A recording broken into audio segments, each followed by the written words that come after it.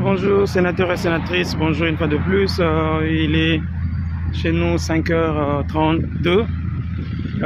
J'allais m'entretenir avec vous par rapport à tout ce qui se passe dans notre pays, ces fameux coups d'État. Si vous vous rappelez bien dans ma précédente vidéo ou précédente émission, je n'ai pas écrit coup d'État parce que je m'abstenais plutôt dans le mot coup d'État parce que je voulais avoir plus d'informations par rapport à ce qui s'est passé. Mais heureusement, comme on dit toujours que dans tous les faux, il y a toujours un vrai.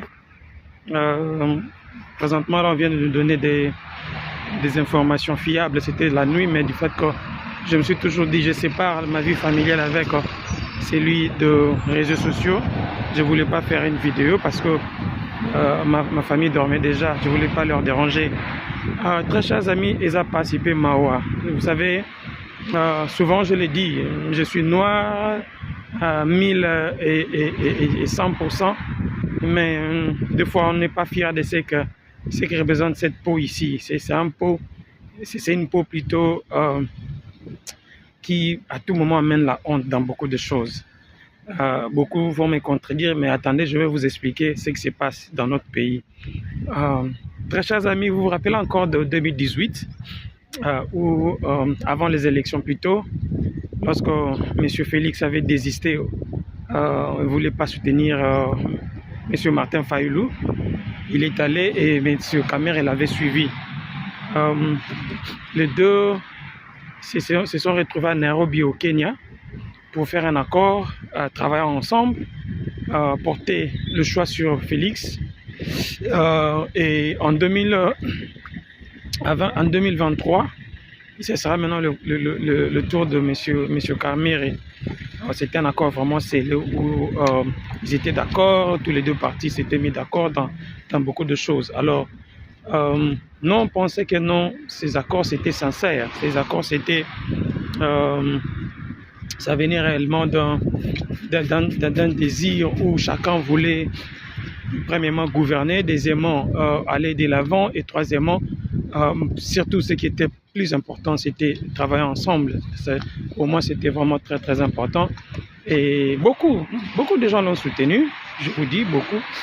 Et après ça, les élections se sont passées et Félix a reçu le pouvoir comme tout le monde le sait. Et notre grande surprise, à la place d'être nommé Premier ministre, il a été nommé directeur du cabinet. Permettez-moi d'aller dans l'historique et puis je vais revenir dans ce qui s'est passé dimanche à 3h, de 3h à 4h45, ou on peut dire à 5h, parce que Christian Malang a été tué à 5h. Kamer est nommé directeur de cabinet avec tout le pouvoir qu'on lui donne. En réalité, le directeur de cabinet n'a pas de pouvoir que Kamer avait, parce qu'il avait vraiment beaucoup de pouvoir. Il a engagé la présidence, il faisait beaucoup de choses, et beaucoup des abus et tout ça. Et après, il se retrouve en prison. Avec le fameux procès de 100 jours, tout le monde le sait. Permettez-moi encore de continuer avec l'historique. On va arriver. Procès de 100 jours, après, il est en prison, condamné à 30 quelque chose. Après, pouf, on se retrouve Kamer est blanchi. Blanchi, on les reçoit au Palais de la Nation, comme un héros, tout ça, je ne sais pas de quelle guerre, entre parenthèses, et même savent. Après ça, pour le remercier, le monsieur répondit comme vice-premier ministre. Vice-premier ministre, s'il vous plaît, de l'économie.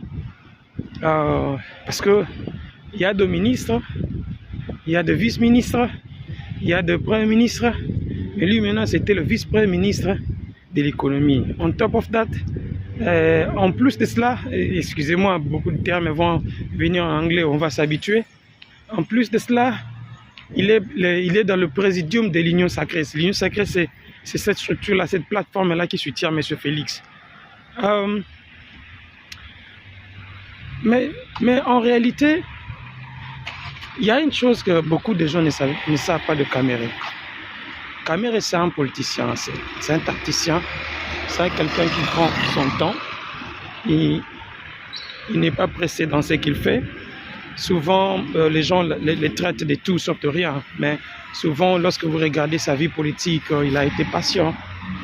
Il a donné beaucoup plus de temps dans ce qu'il fait, dans sa façon de traiter les choses.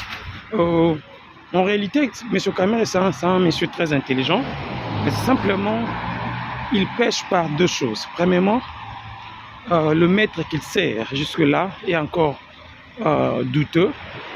Moi, je parle même pas en termes d'étrangers, je parle même pas en termes d'étrangers, il sert le Rwanda, tout ça, parce que beaucoup de gens, beaucoup de Congolais aiment bien les spéculations, aiment bien aller dans ce sens-là, qui n'a pas réellement de fondement.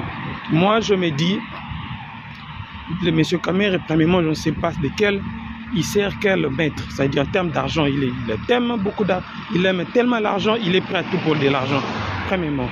Deuxièmement, M. Kamer a été toujours, se contredit toujours dans beaucoup de choses qu'il fait. Donc c'est ce qui me fait plus peur dans sa pratique, parce que je l'ai connu en 2006, lorsqu'il était encore président de l'Assemblée nationale, et il y avait eu beaucoup de rebondissements dans ce dossier. Revenons à ce qu'on disait. M. Kamer, je vous dis sincèrement, patient qu'il était, il commençait maintenant à faire la pression à M. Félix. Parce que déjà, il a raté le premier mandat, il a été ridiculisé. Et le deuxième mandat aussi, pratiquement, il a raté parce qu'il devait être président maintenant de ces mandats ici. Si pas président, premier ministre. Parce qu'on a déjà nommé une première ministre qui est Mme Judith. Donc lui, premièrement, la présidence, il a échoué pour ce deuxième mandat, comme l'accord de Nairobi le disait. La primature, il a raté, comme l'accord de Namibia et de Kenya. Nairobi plutôt, elle est stipulée. Donc maintenant, il s'est posé des questions.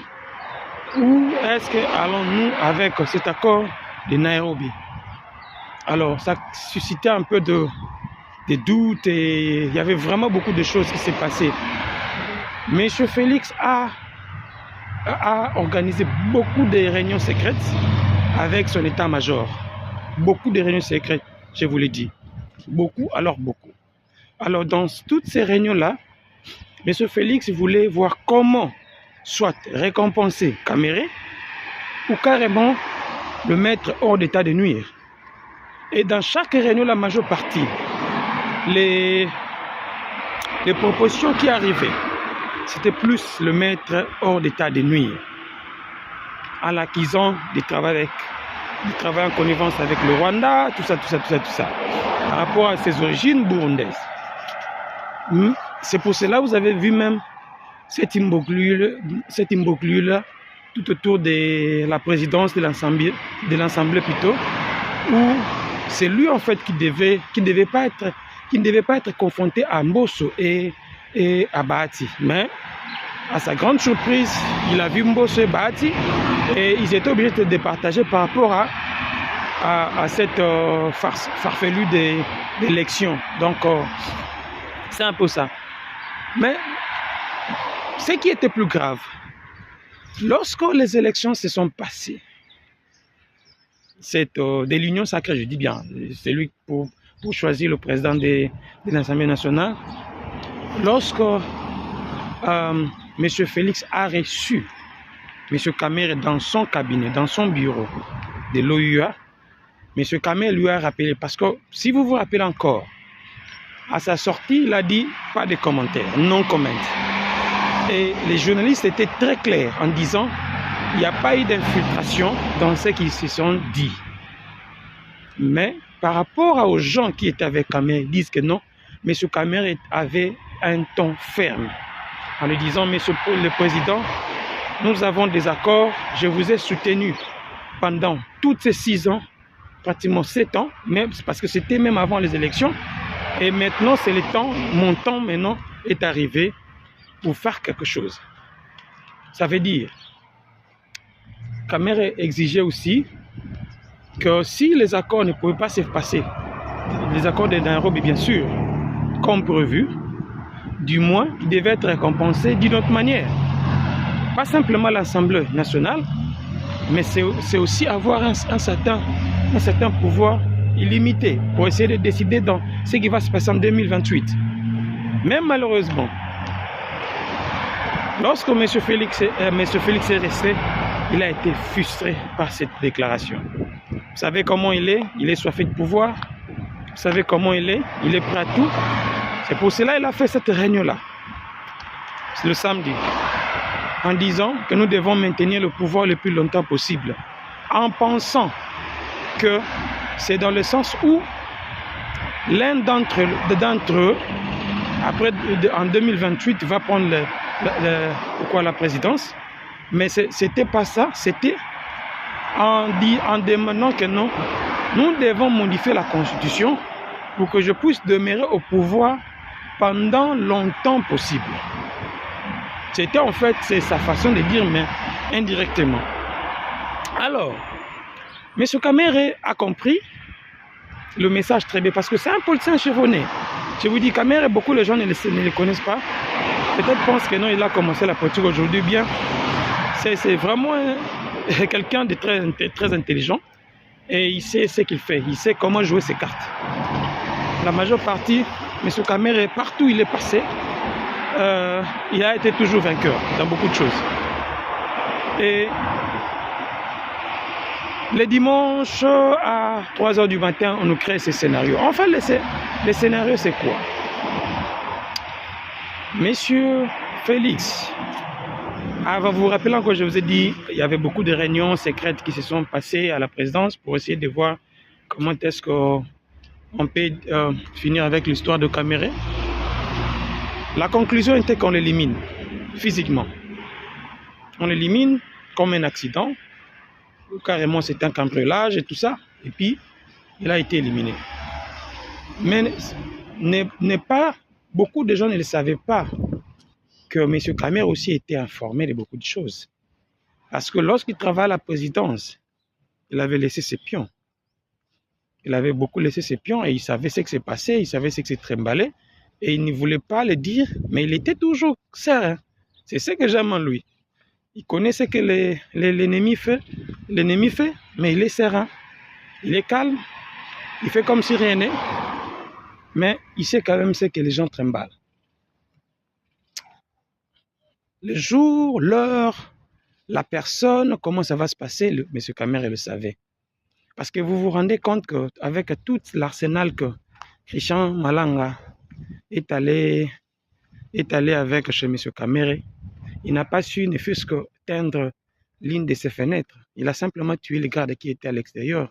Mais les gardes qui étaient à l'intérieur l'ont repoussé. Désolé les amis, je devais parler avec quelqu'un rapidement. Je disais, les scénarios étaient que je disais plutôt, vous vous rendez compte que non, après tout ce qui s'est passé, là je suis déjà au boulot, hein, donc vous aurez à m'excuser. Après tout ce qui s'est passé, M. Christian Malanga et sa bande n'ont pas su atteindre la maison de Kamere, repoussée par une force, entre parenthèses, beaucoup ne le savent pas. Il y avait une force terrible qui était chez lui. Et en fait, j'avais oublié un détail. À la veille du dimanche, il y a quelque chose qui s'est passé. Il y a une fête qui s'est passée, qui était organisée par l'un des gardes républicains. Cette fête-là était une fête de diversion. Cette fête il y avait un major de M. Félix qui a été promu au rang de chef du camp. Il a voulu organiser cette fête-là pour essayer de faire une diversion par rapport à donner en fait la chance. Donner la chance aux gens d'aller faire... désolé, j'essaie un peu de regarder ici. Désolé vraiment, je devais quand même faire l'inspection de ce qui s'est passé hier au travail. Je disais, cette fête-là était pour objectif d'enlever toute la garde républicaine qui est affectée à la présidence et les amener là où il y avait cette fête-là. pour donner le libre choix pour ce que je vais dire tantôt. Monsieur Malanga attaque Monsieur Kamere. À sa grande surprise, yes. Yeah. Cette scénario-là, permettez-moi, ça c'est la suite de ma vidéo que j'ai commencé avant. J'allais dire, le scénario qui s'est passé chez M. Kamere, dans l'histoire de M. Kamere, est vraiment hallucinant, je vous dis. Après que Christian Malanga et sa bande s'est rendu compte que ce qu'on les avait donné comme information, c'était une fausse information. Alors, ils étaient obligés d'essayer de créer une diversion. De créer une diversion pour essayer de voir comment est-ce qu'ils peuvent échapper par rapport à leur forfaiture. C'était soit de fuir, soit faire quelque chose comme si ils sont venus faire un coup d'État, mais ce coup d'État-là n'a pas réussi. Très chers amis, c'est vraiment une honte pour notre pays. Les gens, tant baqués par M. Kamere, parce qu'ils sont partis là-bas, ils étaient boutés à une résistance farouche. Et cette résistance-là n'a pas permis à ce qu'ils puissent faire leur plan, qui était de tuer M. Kamere et l'éliminer physiquement. Et ils ont eu beaucoup de morts. Mais malheureusement, on n'a pas dit. On a simplement dit 2 policiers congolais qui étaient commis à la garde de M. Kamere. Mais les corps de M. Christian Malanga, c'était pas connu. Qu'est-ce qu'ils ont fait? Créer une diversion, aller au palais de la nation, parce que ça c'était, papa, qu'on se le dise un peu. Là où le président fait son travail, là où le président travaille, cette place doit être protégée 24 heures sur 24, 7 jours sur 7, 365 jours sur 365. Donnons l'exemple de la Maison Blanche, de l'Élysée. Donnons un exemple du Kremlin, si je peux citer que c'est là. Ils font des lives. Vous voyez, ils faisaient des lives comme moi je le fais maintenant là. Ils tournaient, tout ça. Non. Non. En fait, le plan qui a échoué, ce n'était pas un coup d'État. C'était un plan qu'on devait tuer Kamere, mais qui a échoué. Maintenant, ils avaient un deuxième plan, un plan B pour essayer de créer une diversion. Dire que non, ils n'étaient pas là pour Kamere, ils étaient pour Félix. S'ils étaient pour Félix, pourquoi est-ce qu'ils ont commencé chez Kamere? Félix n'habite pas chez Kamere. Félix n'est pas proche de Kamere. Pourquoi il devait commencer là-bas? C'était un dimanche où le président Félix n'a jamais assisté, n'a jamais allé dans son bureau le dimanche, même pas le samedi. C'était vraiment très curieux. Et la garde républicaine n'était même pas là. À ma grande surprise, comment on fait une infiltration dans un palais présidentiel et on ne tue personne? Posons-nous, très chers amis, essayons de nous poser ces questions. On s'infiltre dans un palais présidentiel, mais on ne tue personne. On entre comme ça, on commence à faire des vidéos dans le hall et tout ça. Et non.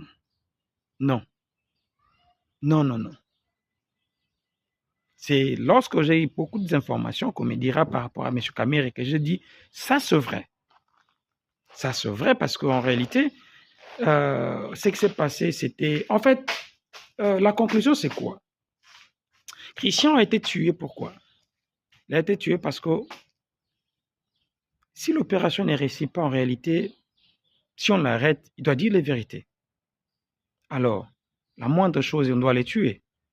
Parce que c'est lui qui détient toutes les informations, c'est lui qui est en communication avec ceux qui l'ont aidé à entrer au palais de la nation. Donc c'est un peu ça le scénario, ce qui s'est passé les dimanches. C'est vraiment désolant. Quelqu'un qui veut s'accrocher au pouvoir nos mégawatts. Mais malheureusement, ces pays-là vont être libérés. Il y aura un vrai guerrier qui va venir libérer ces pays. Ce qu'on a vu les dimanches, c'était un théâtre mal organisé, surtout. Même à Tamabo, qui est à la Bongote, c'est très mal organisé. Et bien, nous, on a compris. Et on veut partager avec vous cette mauvaise expérience, cette mauvaise façon de faire les choses, mauvaise façon plutôt de faire les choses, et dire aux Congolais de se réveiller et de ne pas accepter ces bêtises. Un coup d'État qui se fait, où il n'y a pas de crise, il n'y a pas de réunion de crise, il n'y a aucune convocation, il y a rien qui s'est passé. Rien, rien, rien, rien. Donc, pour dire que non, les gens veulent en fait, veulent se blaguer de nous, mais en réalité, on n'est pas, c'est deep, on connaît ce qui se passe. On ne dit pas que Cameroun est un saint, non, mais ce sont des règlements faits des comptes qui veulent amener à la place publique. C'est un peu ça. Très chers amis, restez branchés, on est là, abonnez, partagez nos vidéos, commentez surtout. Moi, personnellement, je ne m'occupe pas de tous ces commentaires-là qui m'insultent et tout ça, parce que je sais que non, je sais ce que je fais, je me bats pour mon pays, et il y a pas d'autre chose. Bonne journée à vous tous, et je vous aime beaucoup. Bye.